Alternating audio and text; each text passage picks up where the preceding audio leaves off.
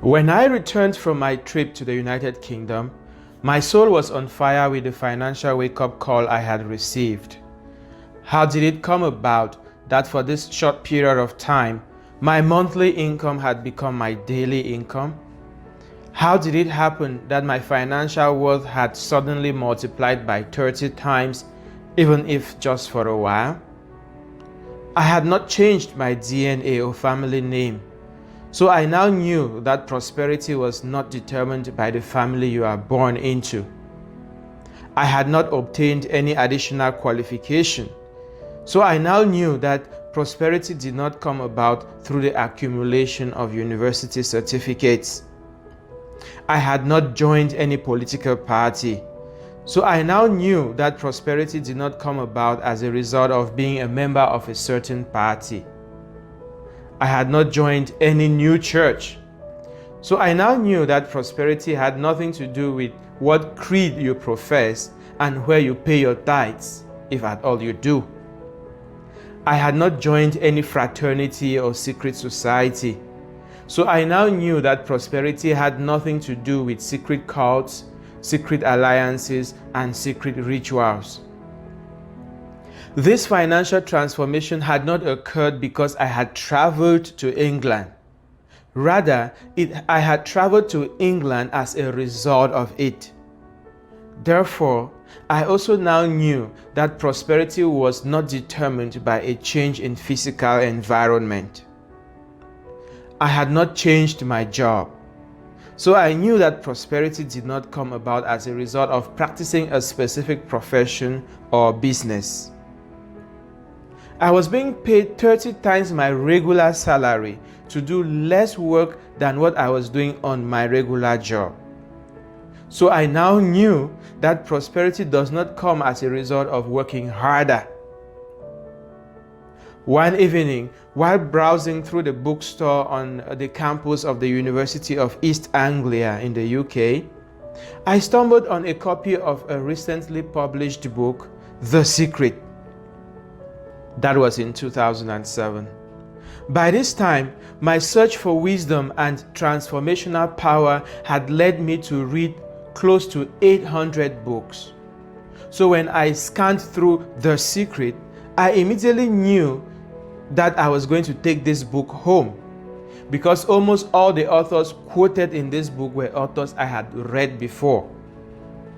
When I returned home, I went to Books and Things, a local shop in Boya where they sold used books and other items imported from the United States. It is here that I bought my own copy of Rich Dad, Poor Dad by Robert Kiyosaki.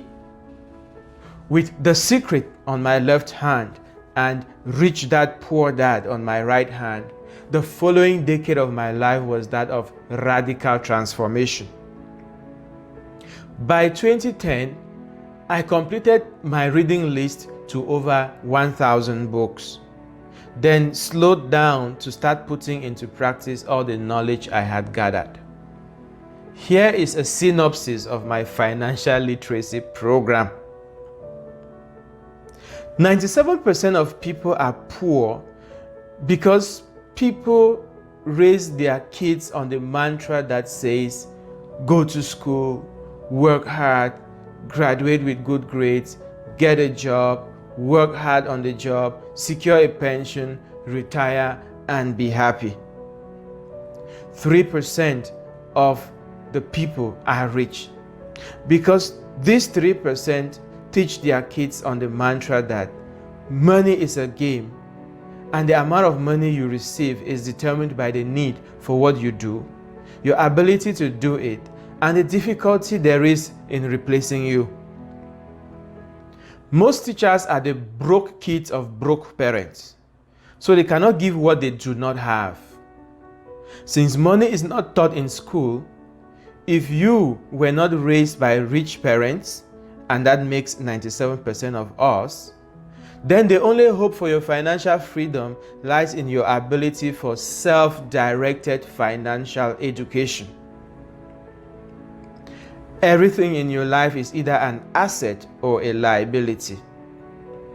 Assets can be broadly defined as the people, places, things, experiences, relationships, and behaviors that put money into your pocket or increase your ability to put money into your pocket. Liabilities can be broadly defined as the people, places, things, experiences, relationships, and behaviors that pull money out of your pocket or diminish your ability to put money into your pocket. The first step to wealth, therefore, is to grow your asset column and shrink your liability column. Poor people are poor because they always pay everyone else first.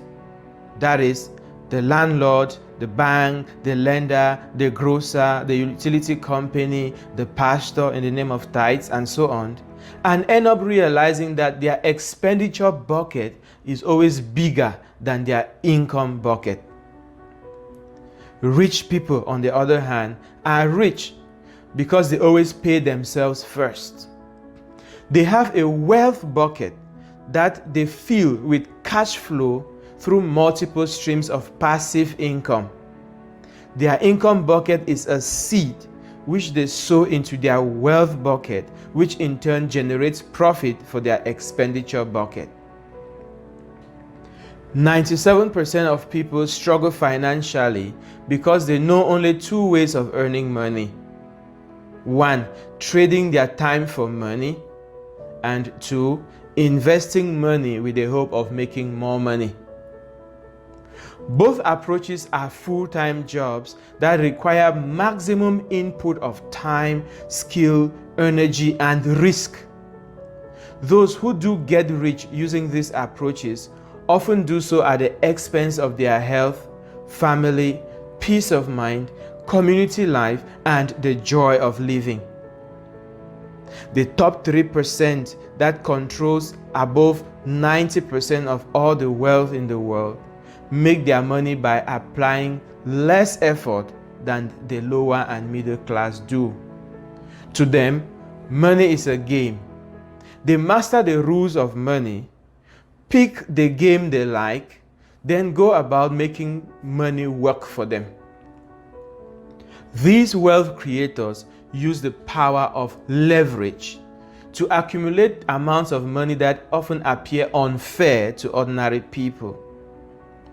They do this by leveraging other people's knowledge, other people's skill, other people's time, other people's experience, other people's money, the market cycles, the power of technology, and the power of compounding interest. These are some of the lessons I have learned over my 10 years of financial self-education. But the most important lesson of all is this one. Poor people never get rich, and rich people never get poor. The reason why the rich get richer and the poor get poorer is because external wealth is only a reflection of who you are. You must first transform yourself into the nature or mindset of wealth before money can find you.